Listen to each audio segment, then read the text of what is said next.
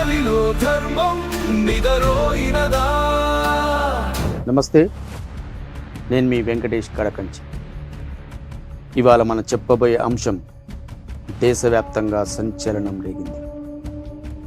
So అందరూ జాగ్రత్తగా వినండి. 2 దశాబ్దాలు, ఎన్నో మిస్సింగ్ కేసులు. మిస్ అయిన వారంతా మహిళలు, యువతులే. అందులో కొందరు స్టూడెంట్స్ కూడా ఉన్నారు. కనిపించకుండా పోయిన వారంతా చనిపోయినట్టేనా? చనిపోయిన వారంతా ఎవరు? కర్ణాటకలోని పుణ్యక్షేత్రం ధర్మస్థలంలో ఏం జరిగింది? ఆ మిస్సింగ్ కేసుల మిస్టరీ వెనుక ఎవరున్నారు? ఓ రిటైర్డ్ పారిశుద్ధ్య కార్మికుడు చెప్తున్న సంచలన విషయాల్లో నిజమెంత? రంగంలోకి దిగిన సిట్ బృందం ఏం తేల్చబోతుంది?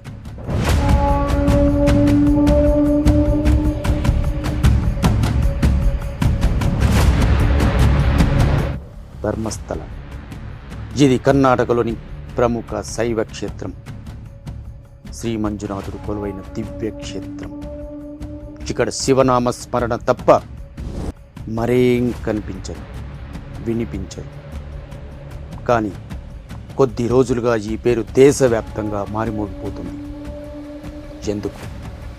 అసలు ధర్మస్థలంలో ఏం జరిగింది? ఏం జరుగుతుంది?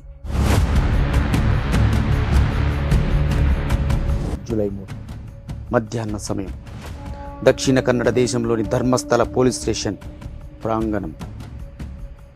పోలీసులంతా ఎవరి పనిలో వారు బిజీగా ఉన్నారు. ఆ సమయంలో అక్కడికి ఓ ముసుగు ధరించిన వ్యక్తి వచ్చాడు. తన లాయర్తో కలిసి పోలీస్ స్టేషన్లోకి ఎంటర్ అయ్యాడు. అతడిని చూడగానే అంతా షాక్ అయ్యారు. ముసుగుతో ఎందుకు వచ్చాడని ప్రశ్నించారు. తనకు ప్రాణహాని ఉందని, తన కంప్లైంట్ తీసుకోవాలని కోరాడు ఆ వ్యక్తి. ఇంతకీ ఎవరా వ్యక్తి? ఆయనకు ఎవరి నుంచి ప్రాణహాని ఉంది? ఆయన పోలీసులకు ఇచ్చిన ఫిర్యాదులో ఏముంది? కొన్ని క్షణాల్లోనే దేశం మొత్తం నిర్ఘాంతపోయేలా సంచలన విషయాలు వెల్లడించిన ఆ ముసుగు మనిషి ఎవరు? ఆ ముసుగు వ్యక్తి ఓ పారిశుద్ధ్య కార్మికుడు. గతంలో ధర్మస్థల క్షేత్రంలోనే పనిచేశాడు. ఆ సమయంలో తన చేత కొందరు వ్యక్తులు ఎన్నో చేయకూడని పనులు చేయించారని పోలీసులకు కంప్లైంట్ ఇచ్చాడు. ఆ కంప్లైంటే ఇప్పుడు దేశాన్ని షేక్ చేస్తుంది. ప్రతి ఒక్కరిని నిర్ఘాంతపోయేలా చేస్తుంది. ఇంతకీ ఆ పారిశుద్ధ్య కార్మికుడు చేసిన పనేంటి? చెప్పిన వివరాలేంటి? ధర్మస్థలంలో 1995-2014 మధ్యకాలంలో పారిశుద్ధ్య కార్మికుడిగా పనిచేశాడట ఆ వ్యక్తి. ఆ సమయంలో అనేక మంది బాధితుల మృతదేహాలను ఖననం చేశారని పోలీసులకు చెప్పాడు. ధర్మస్థల అనేది శైవక్షేత్రం. చాలామంది తాము చనిపోయాక కాశీ, ధర్మస్థల లాంటి ప్రాంతాల్లో అంతిమ క్రియలు చేయాలని చెప్తుంటారు. అలా చేసుండొచ్చు కదా అని అంతా భావించారు. అయితే అతడు చెప్తున్న ఇంకో విషయం పోలీసులకే చెమటలు పట్టించింది, వణుకు పుట్టించింది. తాను పాతిపెట్టిన మృతదేహాలన్నీ హత్యకు గురైనవేనని బాంబు పేల్చాడు. అంతేనా? బాధితుల్లో మహిళలు, మైనర్ బాలికలు ఉన్నారని, వారిపై హింస, లైంగిక దాడి జరిగిన ఆనవాళ్లు కనిపించాయని చెప్పాడు. దీంతో అక్కడున్న పోలీసులంతా షాక్ అయ్యారు. అతడిని మరిన్ని వివరాలు అడగడం మొదలుపెట్టారు. అలా తాను చేసిన పనులన్నీ చెప్పుకుంటూ వెళ్ళాడు ఆ వ్యక్తి. మృతదేహాలు త్వరగా కుళ్ళిపోయేలా చేసేందుకు కొందరిని నేత్రావతి నడి ఒడ్డున ఖననం చేశానని, 2010లో స్కూల్ యూనిఫామ్లో ఉన్న ఓ బాలికను మరో చోట పాతిపెట్టినట్టు చెప్పాడు. ఇలా అనేక మృతదేహాలను అలాగే ఖననం, దహనం చేసినట్టుగా చెప్పి సంచలనం సృష్టించాడు.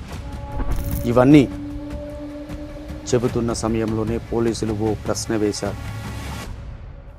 మరి ఇన్ని రోజులు ఎక్కడికి వెళ్ళావని అడిగారు.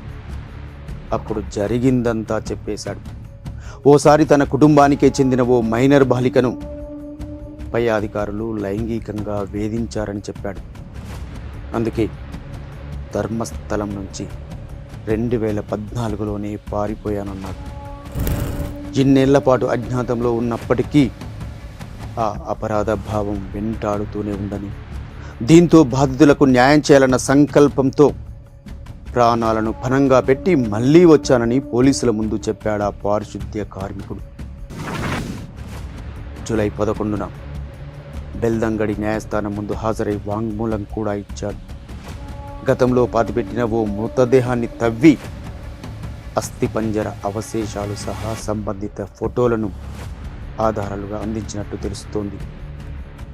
కొందరి పేర్లను అందులో పేర్కొన్న అతడు ఆ హత్యకు కారణం వారేనని ఆరోపించినట్లు సమాచారం. మరి ఆ పారిశుద్ధ్య కార్మికుడు ఇచ్చిన వాంగ్మూలంలో ఉన్న పేర్లు ఎవరివి? ఆలయంలోని సూపర్వైజర్లు, ఉన్నత స్థాయి ఉద్యోగులే దీని వెనుకున్నారా?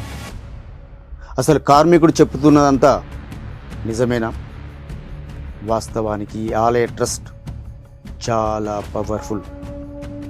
ఒక్క ధర్మస్థలకు మాత్రమే కాదు, కర్ణాటకలోనే అత్యంత పేరున్న కుటుంబం ఇది. దేశవ్యాప్తంగా ఆ కుటుంబానికి గుర్తింపు ఉంది. ఆయనే ధర్మస్థల ఆలయ వంశపారంపర్య ధర్మకర్త వీరేంద్ర హెగ్డే. ఈయన రాజ్యసభ ఎంపీ కూడా, రాష్ట్రపతిచే నామినేట్ అయిన వ్యక్తి. Very very powerful. ఇక్కడే ఓ విచిత్రమైన విషయం. అదేంటంటే వీరేంద్ర హెగ్డే ఒక జైన మతస్థుడు. ఆయన ట్రస్టీగా ఉన్న ఆలయం శైవాలయం, అంటే హిందూ టెంపుల్.